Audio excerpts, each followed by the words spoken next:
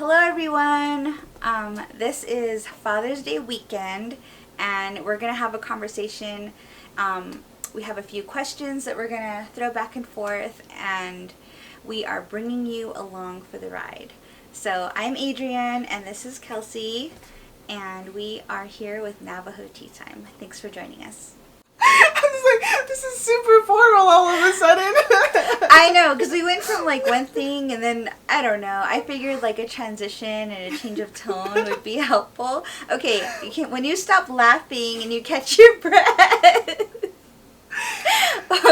What we wanted to do is a check-in from last year because if you go back to last year's video, we do cover, what was the title? Like, we talk about our dads. Yeah, it's like, let's talk about our dads. Yeah, and so we talked about our dads, and, you know, because it was Father's Day also. So anyways, so we wanted to do a check-in and... Yeah, so just like listening back on that video, I said how I was going to try and be more positively reinforcing with like the way I interact with like my husband and other male figures, I guess, just because they don't get that a lot. They always get like criticized about the things they do wrong and they never get praised for the things they do right. Yeah, I didn't do my homework and I didn't watch the video. You did more work than I did. For the video, that was the one video I My dad, he did send me a message and he was like, hey, I watched your Father's Day video. And I was like, oh no. I was like really nervous because I couldn't remember what I said. I was like, shoot, was it good or was it bad? But I guess, you know, that was something we did talk about. I remember now that, you know, a lot of people, they prop up Mother's Day and mothers, right? Mm-hmm. Every year, all the time, you know, because it is a lot of work being a mother. And sometimes fathers don't get the recognition that they often deserve, right? And so we were going to try to be more positive and reinforce, you know, positive, healthy behaviors. So how's it been going with you?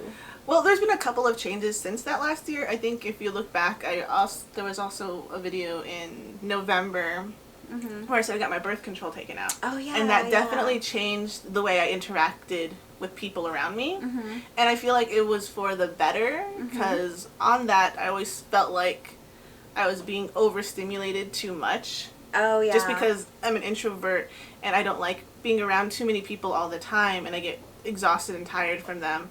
And I felt like after getting the birth control out, I had more tolerance for being around people. Interesting. Yeah. I wonder, what if the chemical actually just kind of like makes you isolate so you're like not gonna mate?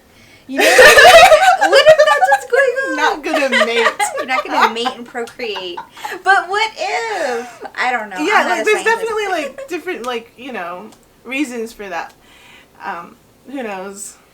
Chemicals in your brain and stuff. Right? You know, like sending there's an aversion to certain maybe it wasn't, I don't know if it was like stimuli? an aversion, but maybe it was just like, well, because you know, like when you feel touch, when someone touches you, it releases the chemicals and the dopamines and everything. And Gross. so maybe I already had a low tolerance for them already. So then with the birth control, maybe it was already sending those signals and I was already at the cap. But who knows? I'm not a chemist. I'm not a biochemist person. If you are, comment down below. We need to know the answers. Or you can start a study. But I know. Birth control and introverts. I know, right? If you're in high school, you're going to college, you need a research project, this is a good one. But yeah, so my mood's been a little bit more tolerant for longer periods of time, and so I feel like I could be more, I don't know, after a while I think I stopped making the conscious effort and it was just, you know, like, yeah, you're doing a good job. Good job with Frankie. Yeah. Thank you for doing this. Thank you for doing that. So now we're going to bring her husband out. I don't remember what I said. Do you remember what I said I was going to do differently? I don't think I know I said that was something I was trying to work on. I think I try to utilize positive reinforcement for the most part as a practice because that's how I operate, I guess. Like, I'm all about the positive reinforcement, but if it's lacking, then I'll start doubting myself. I'll start, like, I don't know, like feeling really unappreciated. So you need the positive reinforcement. I need it, yeah, like absolutely. And my husband knows that. So he's really good about it. But I think, like, I think if more women could be more, I wonder if it could be like an experiment. I wonder if anyone saw our video and they tried it, and I wonder what their experience was. I don't know. Let us know if you've tried being more positive towards your significant other. And how it went. And if it improved or didn't or something. But yeah. What are you doing? Just kidding. Okay. Well, the next question is, this is a question that I wanted to pose, is do you plan stuff that you know, Dad is going to like, or do you just plan stuff that you think he's going to like? Do you ever find yourself in that situation? For my dad, when we did things, I always asked someone, like, Dad, what do you want to do for Father's Day? Yeah. And sometimes his answers surprised me. Like, one time I asked him, hey, Dad, what do you want to do for Father's Day? He's like, here, let's go to church with my mom, Nellie. I was like, okay. So we went to church. And I'm not a big churchgoer. He's not a big churchgoer, but it's something he wanted to do. So we did that. That's cool. And then one other time, I think I mentioned it the last video, is we just drove around the Grand Canyon. We just spent the day together. Yeah. Nice. So, and then with Gernan, I always ask him too, because, like, it's his day, I'm not going to... I could think of a million things we could do. Yeah. But what does he want to do? And this year, he just wants to play video games online together. So that's something we used to do before Frankie, is we game all night and game all day. So he's like, I just want to play video games with you guys and chill out. Mainly because it's been, like, ridiculously hot and gas is so expensive. I don't want to go anywhere. So he's like, cook me a really nice meal and let's just play video games all day. Ooh, what are you going to make? We got ribs, and he wants slow cooked barbecued ribs and corn and root beer. That sounds good. That's awesome. Yeah, so we're just going to stay in and do that.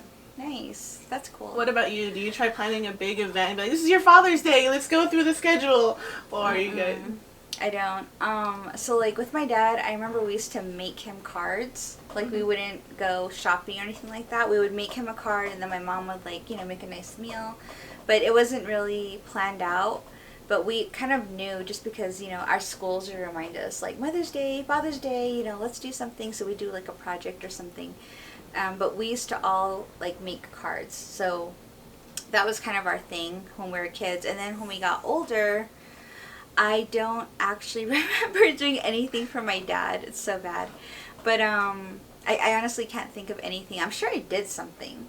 But this year, he's on a job, and he's working out of state. And so he contacted me and my siblings and was like, hey, can you guys cover my motel room for the week? And we're like, yeah, sure. So we split it up. And one less thing he has to worry about. He's all like, can you also make sure I'm eating steak every night too? And we're like, you're asking too much, Dad.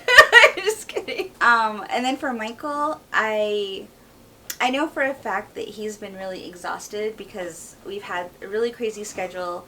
Like, our days are basically, sun up past sundown. Like, we usually don't stop working until after 9 o'clock every night. It's been really crazy. So for that reason, I completely blocked out our schedule, so that we are, so we're actually staying in Tuba City for the whole weekend. No one's there. It's just us and the kids.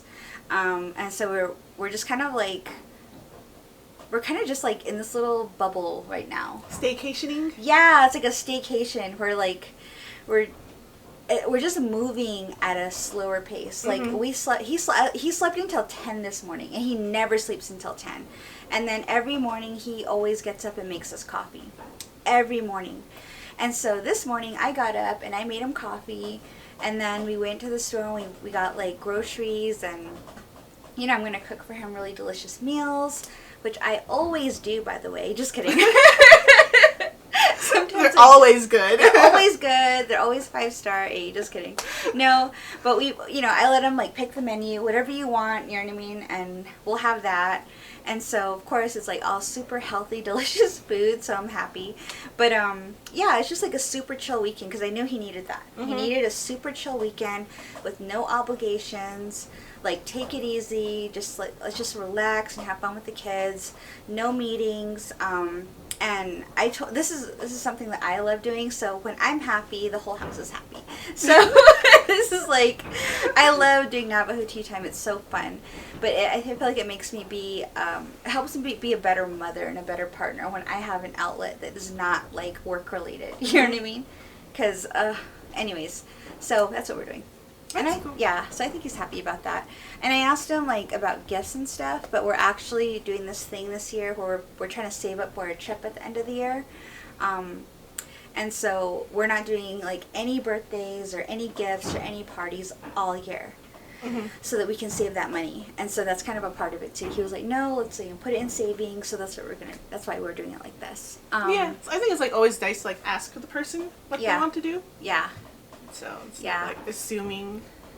Yeah, because I've heard horror stories about that where like people like they assume their partner's going to enjoy something, and then they do something and it's a total disaster, and they're just like, why did you do this for me, you know? And the person's like, but I put so much work into it, so much energy, I invited everyone, or you know, whatever it is. And then I never asked you to do it. Yeah. And then it's like it turns into a quarrel, and I'm just like, let's keep it easy. You know what I mean? Like, let's not do that.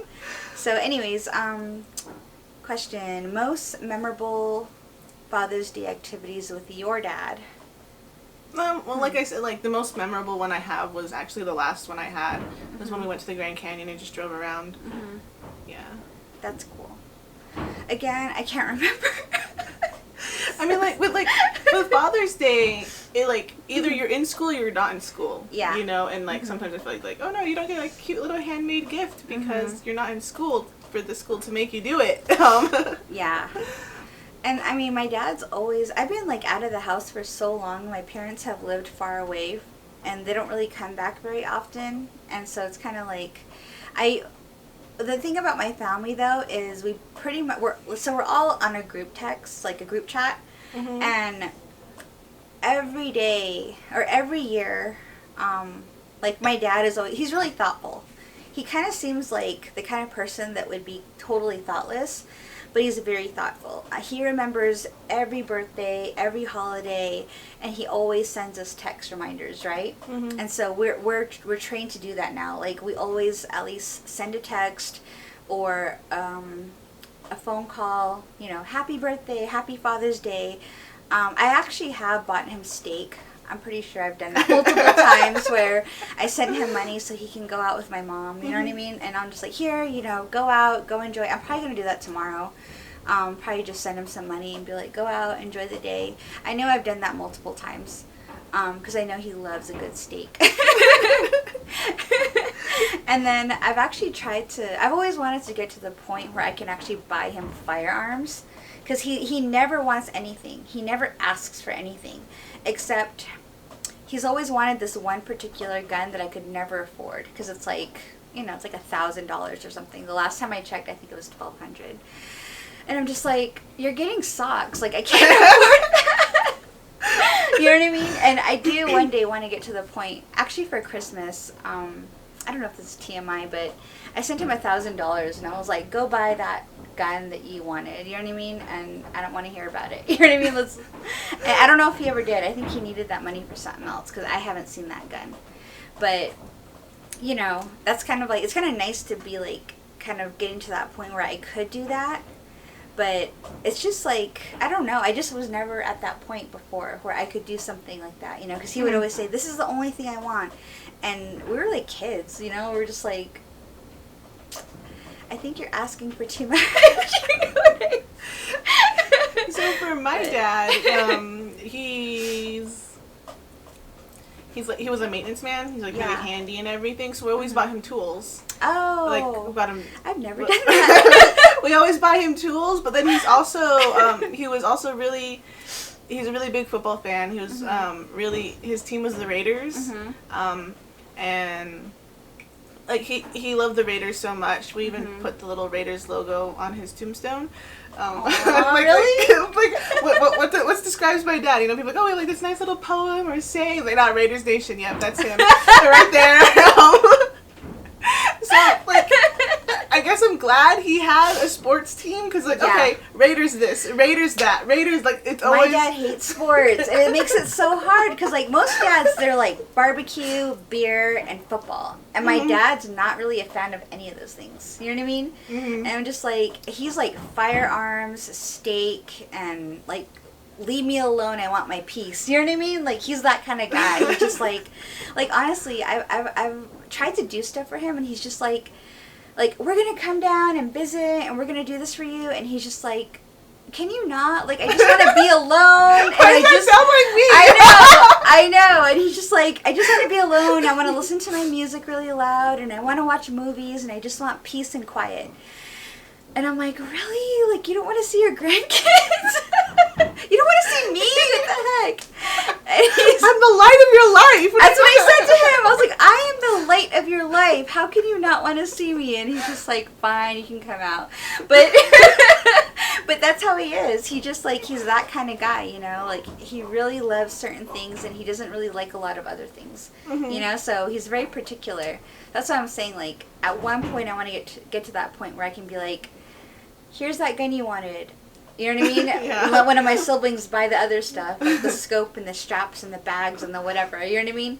Like, I want to be able to do that one day, but I'm not there yet. Like, I can't afford it. So one day, maybe. It's like one of my life goals. That's cool, yeah. Yeah.